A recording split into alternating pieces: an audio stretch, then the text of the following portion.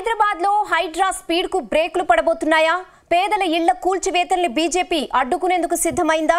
కూల్చివేతలపై BRS కూడా మరో పోరాటానికి సిద్ధమవుతోందా?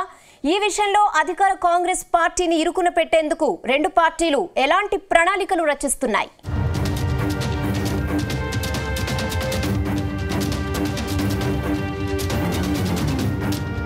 హైదరాబాద్ నగరంలో హైడ్రా కూల్చివేతలు కంటిన్యూ అవుతున్నాయి. నగరంలో చెరువులు, ఎఫ్టీఎల్, బఫర్ జోన్లో నిర్మించిన అక్రమ కట్టడాలను హైడ్రా అధికారులు నేలమట్టం చేస్తున్నారు. ఇప్పటికే వందల సంఖ్యలో నిర్మాణంలో ఉన్న భవంతులను కుప్పకూల్చారు. ప్రస్తుతం నగరంలోని అనేక చోట్ల హైడ్రా కూల్చివేతలు జరుగుతున్నాయి. అయితే పేదల ఇళ్లను నేలమట్టం చేస్తున్న అధికారులు పెద్దలను వదిలేస్తున్నారనే ఆరోపణలు వినిపిస్తున్నాయి. ఈ నేపథ్యంలో పేదల పక్షాన నిలిచేందుకు అటు బీజేపీ ఇటు బీఆర్ఎస్ యాక్షన్ ప్లాన్ సిద్ధం చేసినట్టు టాక్ వినిపిస్తుంది. ఈ విషయంలో ఇన్నాళ్లు తలో మాట మాట్లాడిన బీజేపీ నేతలంతా ఏకదాటి మీదకు వచ్చినట్టు తెలిసింది. హైడ్రా దూకుడుకు కళ్ళెం వేసేందుకు ప్రణాళికలు రచిస్తున్నట్టు తెలుస్తుంది. అటు బీఆర్ఎస్ పార్టీ కూడా న్యాయపరంగా బాధితులకు అండగా ఉంటామని ప్రకటించింది.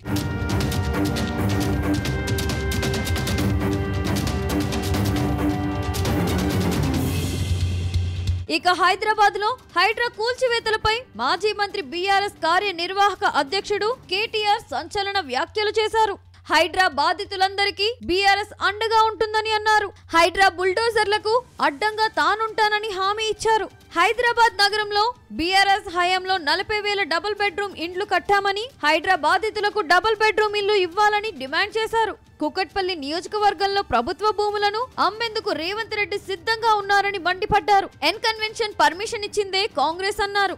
జీహెచ్ఎంసీ, బుద్ధా భవన్లు కూడా నాణాలపైనే ఉన్నాయని అన్నారు.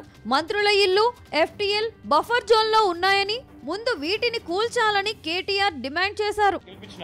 వాళ్ళకు అండగా నిలబడాల్సిన బాధ్యత మా మీద ఉంది. ఇప్పుడే మేమందరం కూడా కాసేపు కూర్చున్నాం, మాట్లాడుకున్నాం. నిజంగా కూడా హృదయ విదారకంగా అనిపిస్తున్నది కొన్ని దృశ్యాలు.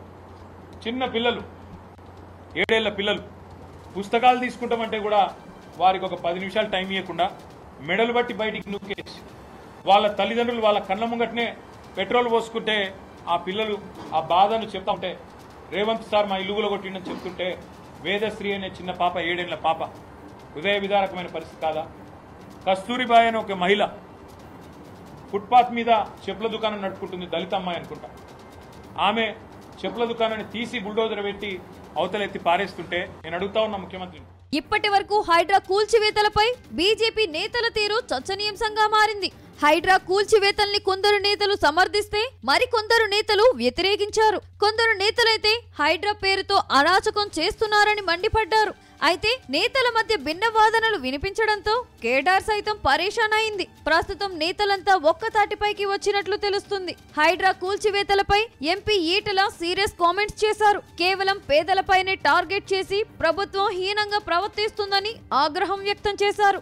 బుల్డోజర్లతో షెడ్లను కూలగొట్టి కక్షపూరితంగా వ్యవహరిస్తున్నారని మండిపడ్డారు. కుక్కట్పల్లి నల్ల చెరువులో హైడ్రా కూల్చివేతల ప్రాంతాన్ని ఎంపీ ఈటల రాజేందర్ పరిశీలించారు. అనంతరం బాధితులతో మాట్లాడి ధైర్యం చెప్పారు. సామాన్యులకు శని ఆదివారాల్లో కోర్టులు అందుబాటులో ఉండవని కూల్చివేతలు చేస్తున్నారని ఆరోపించారు. చెరువులు కాపాడాలంటే ముందు ప్రభుత్వ, ప్రైవేట్ భూములు లెక్కించాలని డిమాండ్ చేశారు. ఎవరి జోలికి వస్తాను? చిన్నలు నువ్వు అంటున్నావు ఏదో నాగార్జున పడ్డా, నీకేం కక్ష ఉందో నాకు తెలియదు. ఆయన నిన్న ఒక ఆయన మాట్లాడుతాడు, ఆయన దానికి హైడ్రాకి ఇన్ఛార్జ్గా ఉన్నాడు. శ్రీనివాస్ రెడ్డి షెడ్డును కూలగొట్టిన ఆయన నాయకుడు. నేను అంటున్నా, నాయకుడు నువ్వు ఎట్లా కూలగొట్టిన రేపు పోటు తెలుస్తుంది. అసలు ఎంత దారుణం అంటే, షెడ్లు కూలగొట్టి పోలే వీళ్ళు, షెడ్లు కూలగొట్టి అందులో ఉన్న సామాను కూడా డోజర్లు ఎక్కించి అంటే ధ్వంసం చేస్తున్నారంటే ఎంత కక్షపూరితంగా ఉన్నారు వీళ్ళు, ఎంత ద్వేషపూరితంగా ఉన్నారు వీళ్ళు. అంటే వాళ్ళ బతుకుల పట్ల ఎంత హీనంగా వ్యవహరిస్తున్నారో దాన్ని బట్టి మనకు అర్థం కావాలి. తప్పకుండా ఇవన్నీ అంటున్నా, ప్రభుత్వం ఏ పేదల ఆస్తులైతే ధ్వంసం చేసిందో వాళ్ళ అసెస్ చేసి నువ్వు నష్టపరిహారం కనుక ఇవ్వకపోతే నువ్వు అనుకుంటున్నావు ఇది ఇక్కడితో ఆగిపోతుంది అనుకుంటున్నావు. మొత్తంగా హైడ్రా కూల్చివేతల విషయంలో అధికార పార్టీని ఇరుకును పెట్టేందుకు బీజేపీ, బీఆర్ఎస్ సిద్ధమైనట్టు తెలుస్తుంది.